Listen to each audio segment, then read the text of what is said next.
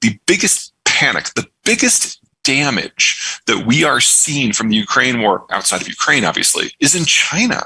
Because in 1 month, the Russians have pulled back the blinders on what has been a 50-year strategic program. The idea that China can become the global power with American sponsorship, with American indifference, that it can take Taiwan, that it can intimidate Japan, that it can dominate all of East Asia, and yet not suffer economically at all. It was always ridiculous, but now it's been shown to just be absolutely stupid. Now, the question moving forward, of course, is what's the next thing the United States is going to care about? And considering how erratic our politics have been for the last 15 years, that's a tough question, but it's something that every single country that trades now has to obsess about if they want to continue doing anything along the lines that they thought they could. And the yuan is only traded internally because it's the most manipulated currency in history. The euro confiscates bank deposits to pay for bailouts. Are there things that the Fed could do better, in my opinion? Of course. But compared to all the competition, I mean, there isn't any competition. Russia is the world's second largest oil exporter, and it exports via 4 main routes, one to China, one to the Baltic Sea, one to the Black Sea, and then on via pipe to Europe. What's going on right now because of the Ukraine war is that the pipes that go to Europe are going to be disrupted either by the war itself or because Ukrainian partisans are targeting Russian income flows. One way or another, those pipes aren't surviving this year. The stuff that goes to the Black Sea is in a war zone. So insurance companies will not give the indemnification that is necessary for vessels to operate in that area. So the only way a ship can go and dock at Novorossiysk right now is if a country gives it sovereign indemnification and takes all the risk. Some of that is happening with the Chinese. It might be happening with the Indians. That's a little touch you can go. They're still under negotiation. Primorsk, that's the Baltic port, so right next to St. Petersburg. That is not in a war zone. So you can get insurance to go to Primorsk. However, ship captains, for the most part, are refusing to go, and European dock workers are refusing to unload the cargo when it arrives. So that is still in use, but not nearly as much, maybe a quarter of what it used to be before the war started. And then the final pipes either terminate Pacific coast near Vladivostok, or there is a short spur line that goes down into Daqing in northeastern China. The western 3, Black Sea, the pipes to Europe, Baltic Sea, those are interconnected to a degree.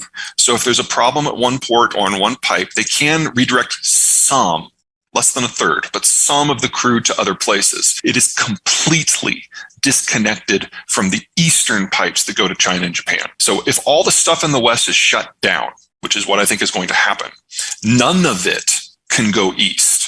The rail line is already operating beyond capacity. The pipelines are already full.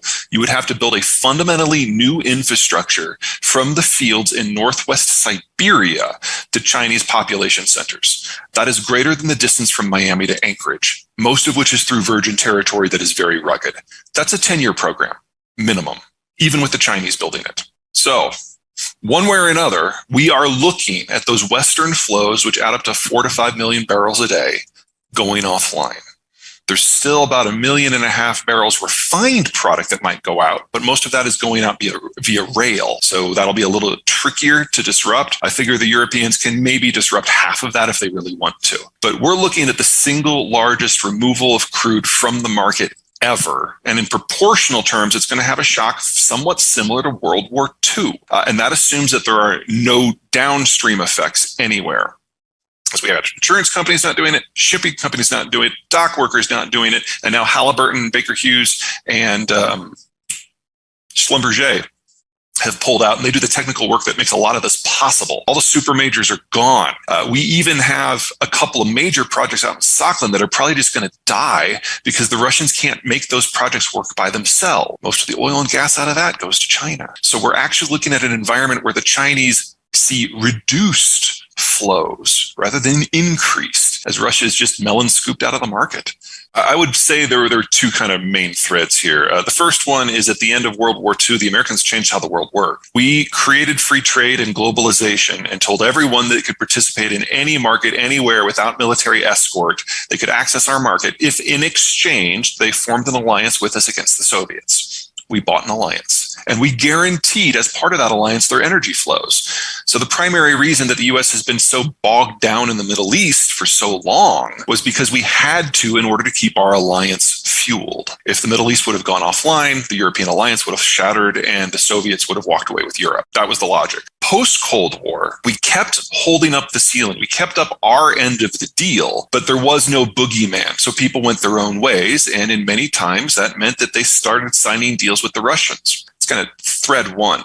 Thread two, Europe's a nasty place. Its history is horrific. And the world wars were just the capstone of what had been a millennia of conflict. And so with the American-led order, the Europeans let themselves believe, let themselves hope that history had finally turned the page and that they were finally had all that behind them. And in that sort of environment, especially in the post-Cold War version of it where the Germans had reunified, Russia was seen as a country that in the end needed to be incorporated into the European family so that Europe could finally be whole, at peace, and free.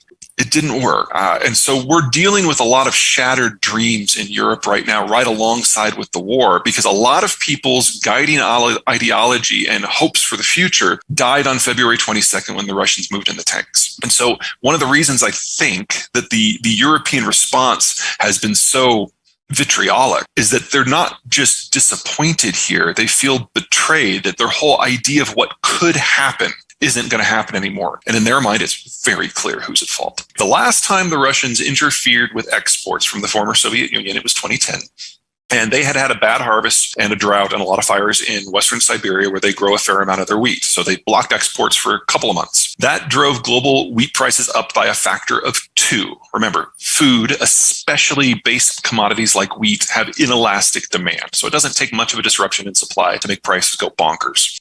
In their primary export markets, which are the Middle East, prices tripled. And that triggered the series of coups and revolts and wars that we now come to know as the Syrian Civil War and the Arab Spring. So, small amount disrupted, prices tripled in the Middle East, doubled globally, big deal. We're still feeling the effects of that. Oh, this is going to be so much worse. So Russia is the world's largest wheat exporter, and most of their wheat is exported via Novorossiysk, the port that can't be accessed right now. And Russia, the world's largest wheat exporter, has invaded Ukraine, the world's 5th largest wheat exporter, and they are making a drive for the city of Odessa, which is where the Iranians offload all of their wheat. So we're looking at 2 of the top 5, maybe not vanishing. Well, Ukraine's vanishing from the market. Ukraine's going to be a net importer this year. They can't plant anymore. But a lot of the Russian production is not going to be able to make it to the global market. Only if they can rail it to you can you still get it. So Iran's probably okay. There's going to be a little bit more maybe going to China.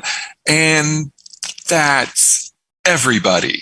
Everyone else who relied upon Russian wheat, you're just out of luck. And if you relied on Ukrainian wheat, it's just gone and it's not coming back this decade. That's all piece 1. That's just piece 1. We had a phosphate and a nitrogen fertilizer shortage globally when this all started. You need natural gas to make nitrogen. The European fertilizer manufacturers have already suspended most of their nitrogen fertilizer production because of what's going on with the Ukraine war. And the cost is already, I believe today we're at $60 per 1,000 cubic feet in Europe for natural gas versus the United States, which is like 4.5.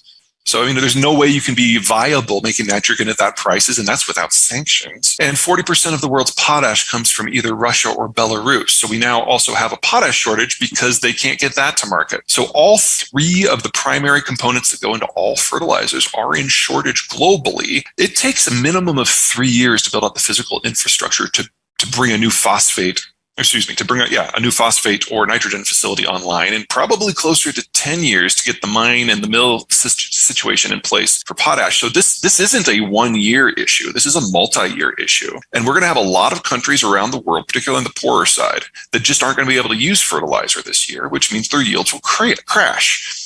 The number 1 importer of Russian fertilizer is Brazil. That's the world's 2nd largest agricultural exporter. So at a minimum, we're going to see the prices for their output going up stratospherically. This is more than enough to trigger a multi-continent famine that starts probably in the 3rd or 4th quarter of this year and then just doesn't let up for quite some time.